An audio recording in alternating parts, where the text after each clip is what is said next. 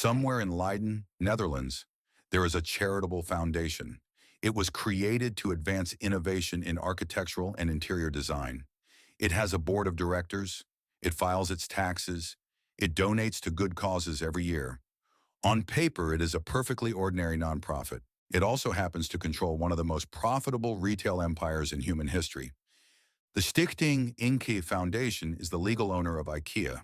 And because of that arrangement, IKEA, a company that generates over $40 billion in revenue every single year, operates under the kind of legal protections normally reserved for hospitals, universities, and Red Cross chapters.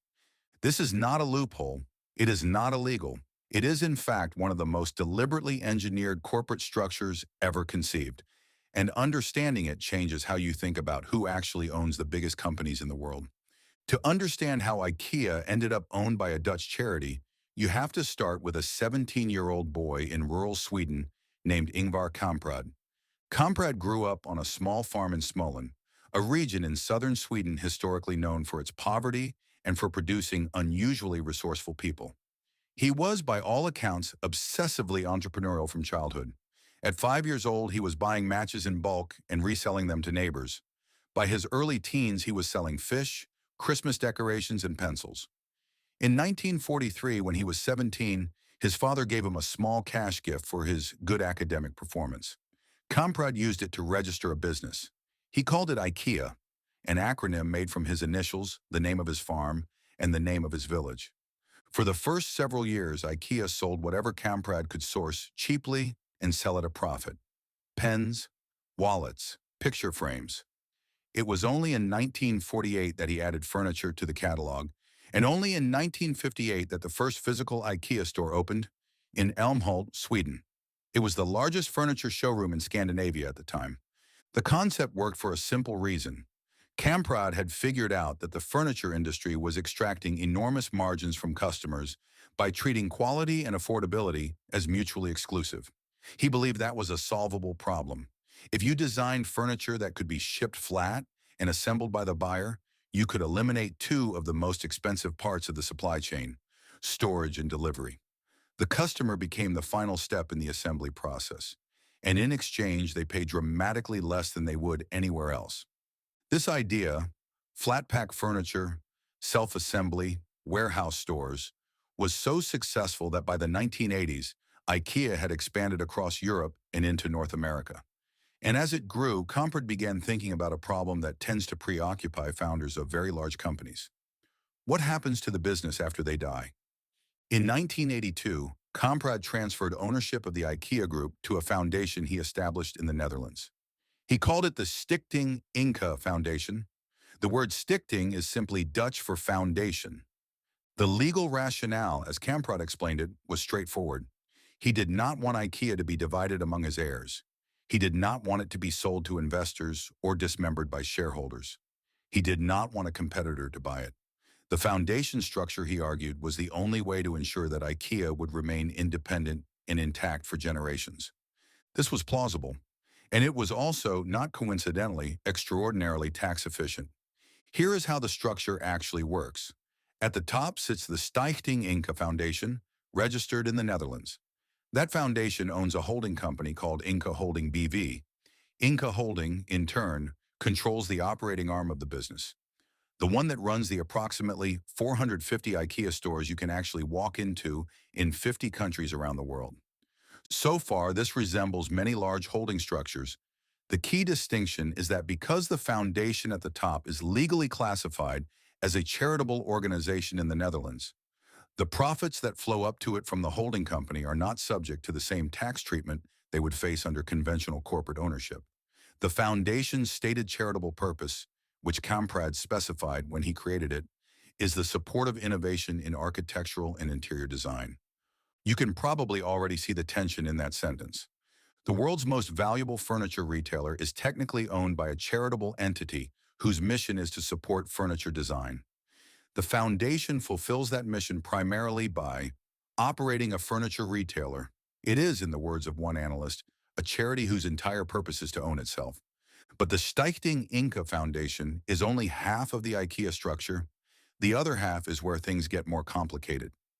In 1983, Kamprad separated the IKEA brand from the IKEA retail operations.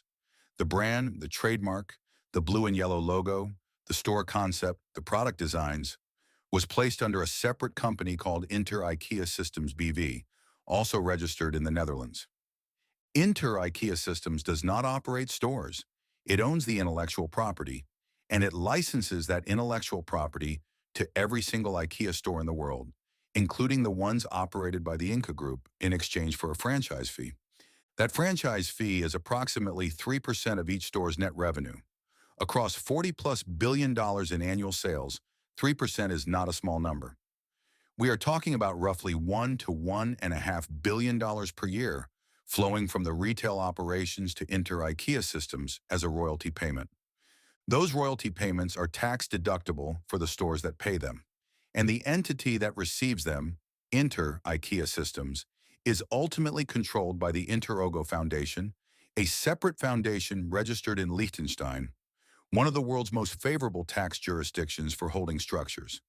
In other words, profits generated by selling bookshelves and meatballs in retail stores flow up through franchise fees to an IP holding company, which is itself owned by a foundation in a small Alpine principality with strict banking secrecy laws. This is legal, this is deliberate, and it has been replicated in various forms by dozens of large multinationals. What makes IKEA unusual is not that it does this, but the scale at which it operates and the fact that the retail entity at the center of the structure is also, technically, a nonprofit. Here is where the story becomes harder to defend. The Stichting Inca Foundation is one of the largest foundations in the world. In 2006, The Economist estimated its endowment at approximately $36 billion, more than the Ford Foundation, more than the Rockefeller Foundation, at that point more than almost any charitable organization on earth. A foundation that large, if it were truly philanthropic in the traditional sense, would be an extraordinary force for good in the world. By comparison, the Bill and Melinda Gates Foundation, which is genuinely one of the most aggressive philanthropic organizations in history, deploys roughly $6 to $7 billion in grants annually. The Stichting Inca Foundation, in most years, donates its profits primarily back into Inca Holding, that is, back into IKEA itself. The charitable arm that actually distributes money to external causes is a separate entity called the IKEA Foundation, which receives a portion of the Inca Foundation's dividends.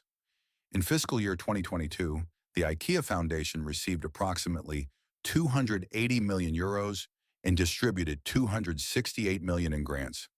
That is a real number. It is not nothing.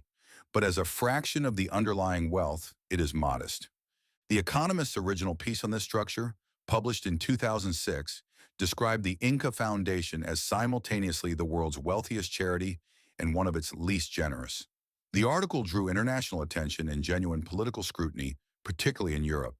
In 2016, the European Parliament published a report titled, "With Admirable Directness, IKEA, Flat Pack Tax Avoidance," alleging that the structure had allowed IKEA to avoid more than 1 billion euros in taxes across EU member states between 2009 and 2014. IKEA's response was measured and consistent. Every entity in the structure complies with the laws of the jurisdiction in which it operates. The Inca Group paid approximately 800 million euros in corporate income tax in fiscal year 2024 alone. No court has found the structure illegal. Both of these things can be true at once. Compliance with the law and optimization of the law are not the same activity. The most elegant feature of the IKEA structure, from an engineering standpoint, is that it is effectively immune to hostile takeover. Most large public companies can, in theory, be acquired.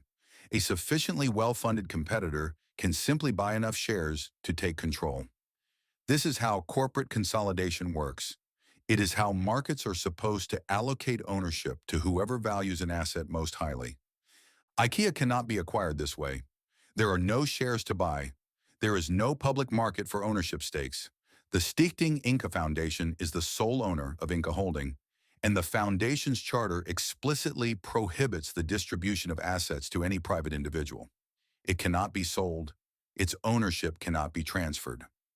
Kamprad built an impenetrable wall around the business he spent his life creating, and structured that wall as a charity so that attacking it would be politically difficult. This is, depending on your perspective, either a masterpiece of long-term thinking or a sophisticated mechanism for entrenching family control indefinitely.